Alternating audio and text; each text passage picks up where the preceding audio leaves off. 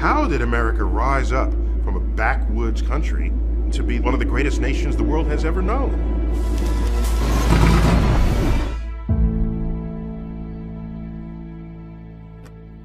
We pioneered industries. And all of this required the greatest innovations in science and technology in the world. And so science is a fundamental part of the country that we are.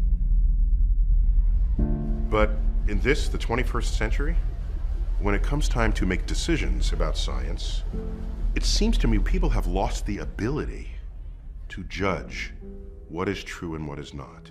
What is reliable, what is not reliable. What should you believe, what should you not believe?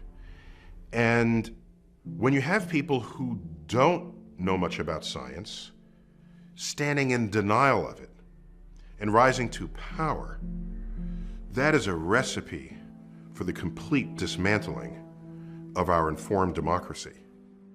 Let us demand that educators around America teach evolution not as fact, but as theory. An increasing number of parents showing skepticism about vaccinations. Voters have approved a ban on GMOs. Critics call climate change unproven science. That's not the country I remember growing up in. Not that we didn't have challenges.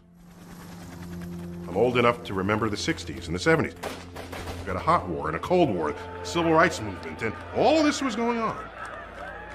But I don't remember any time where people were standing in denial of what science was. One of the great things about science is that it is an entire exercise in finding what is true. You have a hypothesis, you test it, I get a result. A rival of mine double checks it because they think I might be wrong. They perform an even better experiment than I did and they find out, hey, this experiment matches. Oh my gosh, we're onto something here. And out of this rises a new emergent truth. It does it better than anything else we have ever come up with as human beings.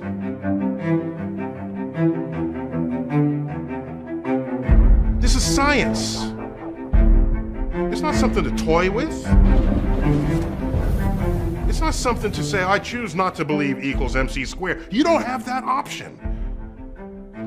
When you have an established scientific emergent truth, it is true whether or not you believe in it. And the sooner you understand that, the faster we can get on with the political conversations about how to solve the problems that face us.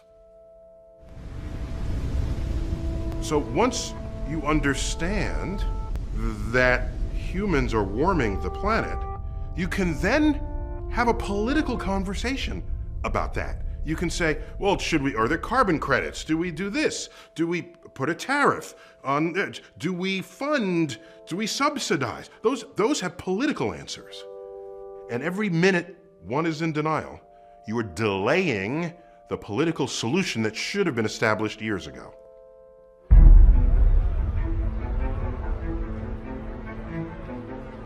As a voter, as a citizen, scientific issues will come before you. And isn't it worth it to say, all right, let me at least become scientifically literate so that I can think about these issues and act intelligently upon them. Recognize what science is and allow it to be what it can and should be in the service of civilization. It's in our hands.